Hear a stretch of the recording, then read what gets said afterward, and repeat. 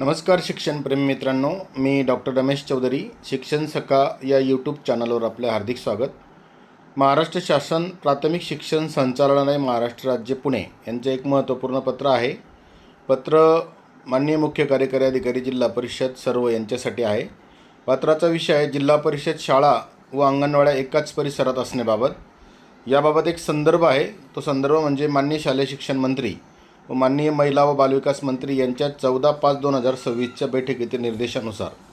तर या पत्राचा महत्त्वपूर्ण उद्देश असा आहे की बालकांचा मोफत व सक्तीच्या शिक्षणाचा अधिकार अधिनियम 2009 नुसार 6 ते 14 वयोगटातील सर्व बालकांना मोफत आणि सक्तीचे शिक्षण देण्याची वैधानिक जबाबदारी राज्य शासन आणि स्थानिक स्वराज्य संस्थांची आहे.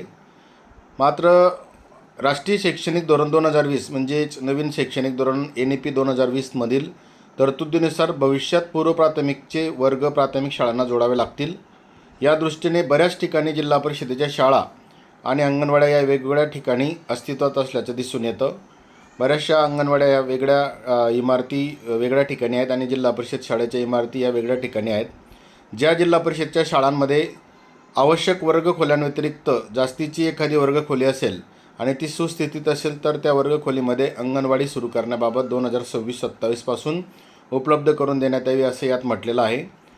हे करत असताना या वर्षाच्या 2026-27च्या अनुषंगाने एकाच प्रिमायसेसमध्ये असलेल्या शाळांमध्ये अंगणवाडीचे वर्ग जवळपास सुरू असतीलच.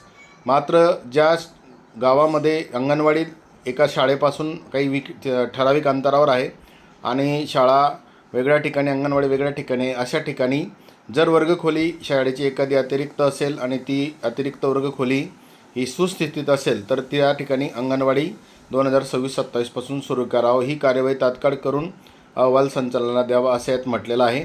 अतिशय महत्त्वपूर्ण अपडेट आहे की RT 2009च्या अनुषंगाने 6 ते 14 वयोगटातील मोफत व सक्तीचे शिक्षण देणं हे जेवढं महत्त्वाचं आहे तेवढंच NEPमध्ये वयवर्ष 3 ते 6 हा वयोगट पण शिक्षणासाठी महत्त्वाचा आहे.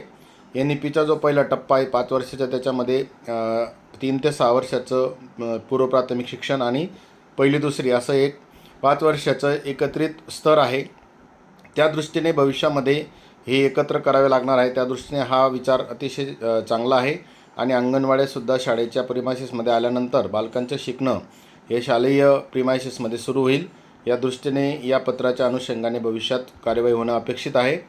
अतिशय महत्त्वपूर्ण अपडेट आहे. आपल्या सर्वांना माहिती असतं या अपडेटसाठी हा व्हिडिओ आपण पाहिला असेल तर आपल्या मित्रांना शेअर करा, लाईक करा, कमेंट करा आणि चॅनलला सबस्क्राईब करा. आपल्या सर्वांचे मनापासून धन्यवाद.